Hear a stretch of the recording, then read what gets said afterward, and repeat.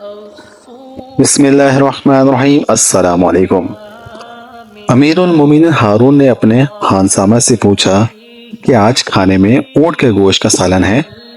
اس نے کہا جی ہاں موجود ہے، شوربے والا بھی اور روسٹ کیا ہوا بھی۔ آپ نے فرمایا کھانے کے ساتھ وہ بھی پیش کیجیے گا۔ جب اس نے آپ کے سامنے کھانا رکھا تو آپ نے اپنے منہ میں ڈالنے کے لیے گوشت کا لقمہ اٹھایا تو جعفر برمکی مسکرا دیا۔ ہارون نے لقمہ واپس رکھ دیا اور جعفر برمکی سے مسکرانے کی وجہ پوچھ لی تو اس نے کہا اے امیر المومنین، مجھے کوئی بات یاد آ گئی تھی جو میرے اور میری باندی کے درمیان ہوئی تھی۔ اس بات کا آپ کی ذات سے کوئی تعلق نہیں۔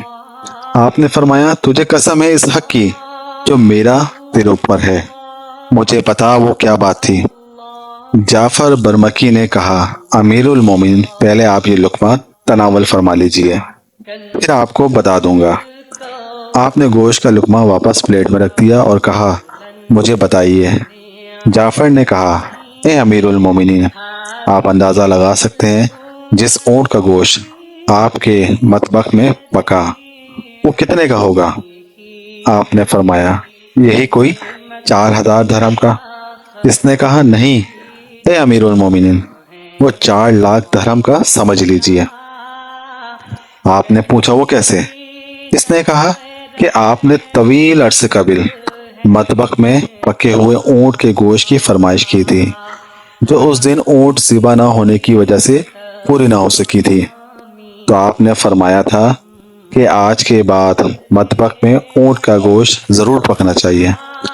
تو اس دن سے ہم آپ کے لیے بازار سے گوشت نہیں خریدتے تھے بلکہ اونٹ خرید کر خود ذبح کرواتے اور اپنی نگرانی میں پکواتے تھے، اور اس دن سے لے کے آج کے دن تک 4,00,000 درہم کے اونٹ ذبح ہو چکے ہیں، لیکن آپ نے اس دن کے بعد آج ہی اونٹ کا گوشت طلب کیا ہے جو آپ کے سامنے پلیٹ میں موجود ہے۔ میں اس لیے مسکرا دیا کہ یہ لقمہ جو امیر المومنین نے کھانے کے لیے منہ میں ڈالا تھا وہ امیر المومنین کو 4,00,000 درہم میں ملا۔ یہ سن کر ہارون رشید روئے اور دسترخوان اٹھانے کا حکم دے دیا اور اپنے آپ کو کوسنے لگے اور اذان ظہر تک روتے رہے، پھر باہر نکل کر لوگوں کو نماز پڑھائی اور پھر واپس آ کر رونے لگے حتیٰ کہ عصر کی اذان ہو گئی، اور اسی دوران آپ نے حرمین شریفین کے فقراء میں 2,00,000 درہم اور بغداد کے مشرقی حصے اور مغرب حصے کے فقراء میں 2,00,000 درہم اور کوفہ اور بصرہ کے فقراء میں 2,00,000 درہم صدقہ کرنے کا حکم دیا۔ پھر آپ نے عصر کی نماز پڑھائی اور واپس آ کر نماز مغرب تک بارگاہ الہی میں اپنی کوتاہی پر آہوزاری کرتے رہے۔ جب آپ نماز مغرب پڑھا کر فارغ ہوئے تو قاضی ابو یوسف بھی آپ کے پاس آ گئے اور سارا دن بھوکا پیاسا اور رو دھو کر گزارنے کا وجہ پوچھی۔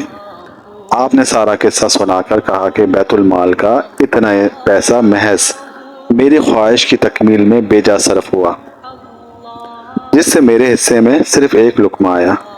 قاضی ابو یوسف نے جعفر برمکی سے پوچھا کہ جو اونٹ آپ ذبح کر کے پکاتے رہے وہ کیا خراب ہو جاتا تھا یا اسے لوگ کھا لیتے تھے؟ جعفر برمکی نے بتایا کہ اسے لوگ کھا لیا کرتے تھے۔ ابو یوسف نے کہا امیر المومنین، اللہ سے ثواب کی بشارت حاصل کیجیے کہ آپ کی وجہ سے اتنا عرصہ مخلوق خدا شاہی کھانا کھاتی رہی اور اللہ نے آپ کو صدقے کی توفیق عطا فرمائی جو آپ کی بھول کا کفارہ بن گئی، اور پھر اللہ تعالیٰ نے اس دانستہ کوتاہی پر آپ کو اپنا خوف بھی عطا فرمایا اور آپ سارا دن روتے رہے۔